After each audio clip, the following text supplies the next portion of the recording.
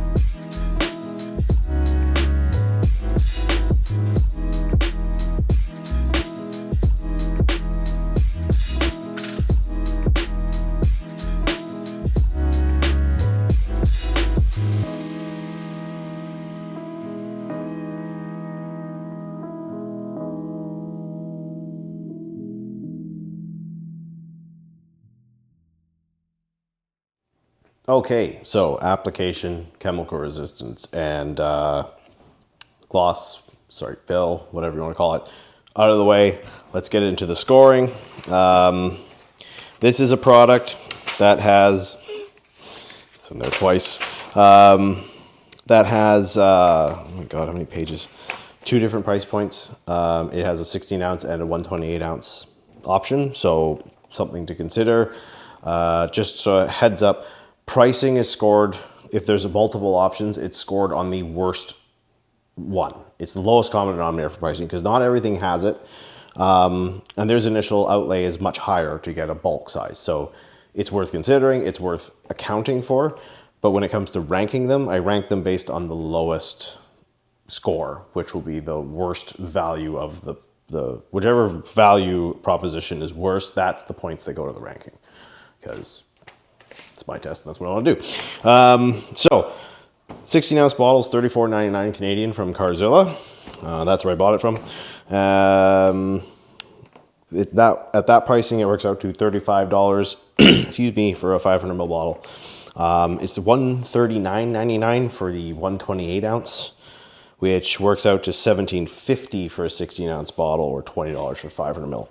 So at 16 ounce pricing, even though it has a nice trigger and the bottle's quality and everything's good, it's still a 4 out of 10 because it's $35 plus shipping. You know, it's not a brick and mortar product, so you have to ship it. But the 128 ounce is quite good at a 9 out of 10 for value. So again, like that boosts the score quite a bit, but it's $140 in spray wax. That's iron remover prices. Come on now. So that's you know, if you do like this and you use a lot of it, then it's absolutely worth buying the bulk. It is a great value for what it is as far as spray sealants go in bulk. It works out pretty good, but yeah, so 4 out of 10 or 9 out of 10 for those. Slickness, 8 out of 10, even with an extra bit applied in the rag because of I didn't prime the trigger before spraying it. It still wasn't an issue to apply. It went on nicely. One of my notes say, even with a lot, not hard to spread. Nice faint smell. It does have a nice smell and it's not overpowering. No smearing or streaking, slick finish, easy final wipe. It's really an undramatic product to apply and it has a nice smell. You can't really go wrong as long as you're working in the best and ideal conditions. I didn't try it in freezing cold. I tried it around 21 degrees, I believe. So that part of it is pretty good. Application, yeah, so slickness is an 8 out of 10, application's an 8 out of 10. Hydrophobics is a 9 out of 10. The hydrophobics are really nice on this, and that's gave me a lot of hope going into chemical resistance, the hydrophobics, but on my previous video, we saw that it kind of didn't like it, and same thing here. Chemical resistance is 1 out of 10. Like one hit and almost all of it was gone. That's a 1, sorry. We were supposed to do 5 hits, I didn't even bother going past 2.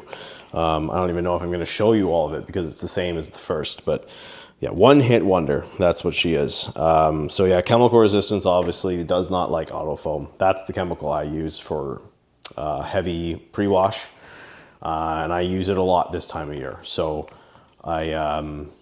I understand not everyone's going to use that, and keep that in mind and factor that in. We'll do real world testing with this coming up in the spring. It's going to be a whole bunch of products going through real world testing, but come wintertime, I use autofoam and it don't like it. So for me, score is low. That's why.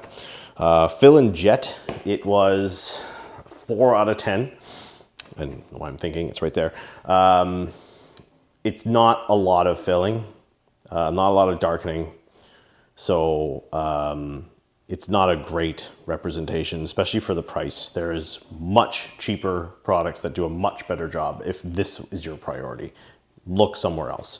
A lot of detailers actually do a better job filling because that's more of their role as just a spruce, right? It's not permanent, but more of a spruce up. So look into other products. I've got my back catalog videos. There's some gloss testing here and there. But yeah, this guy, not a strong suit. So bottle and label, both are 2 points. The label is nice. There's lots of instructions.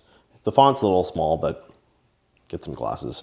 And the trigger's good quality too. I like the triggers. So A lot of variable in the barrel. You can really fine or, you know, straight shot. You've got the options. Some of them don't do fine very well and don't, like they give you the 2 and neither one's perfect at either of them. So I like this trigger. It's comfortable. It doesn't have any hard points. And yeah, like everything else on it is fine. It didn't leak when I shook it. So yeah, that's pretty good there. So 16-ounce bottle. Scorecard is 38 points out of 64. The 128-ounce is 43 points out of 64. So a little bump there in the value proposition on the bulk size. But again, I go lowest common denominator for the rankings. And that is, you know, they're all quite close right now. We don't have any one product that's just punching way above. And you'll probably find, and I don't know, I got to go through these and redo this, but you'll find that they give up something to excel in an area. They want good filling and stuff. Well, it's probably going to hurt application. Or like sometimes the hydrophobics can be crazy high, but the chemical resistance can be crazy low. I don't know if I'm going to find a product that nails every single category. And if it does, it might hit chemical resistance and stuff, but it's going to lose value or it's going to lose application. There's going to be a compromise. So don't wait for one that just knocks it out of the park and hits every category. I don't think it's possible, to be honest with you. I don't think it's possible. And people looking for spray sealants or spray-on type products that have crazy durability and stuff really should step up into the light coatings like Can Coat or Phobic or something. Not that hard to apply over something like this. Like, yes, this is stupid easy, but not that hard to apply. And way better durability, like real world, proper durability. They're much better. So worth considering, you know, going forward if that's where you're going. If you're starting with these and you've been using these for a while and you're thinking of upgrading to something like that, it's not a huge jump. It's not a huge scary thing. If you're doing this stuff and all the prep to do this, you're ready for that. So yeah, that's where we're at for this one. One more to go in the first round, and then we're updating to the new scores. Sorry, the new section, redoing the sections. 4 new products will be coming out after the last one. But that's where we're at so far. Until then, thank you for watching. See you in the next one.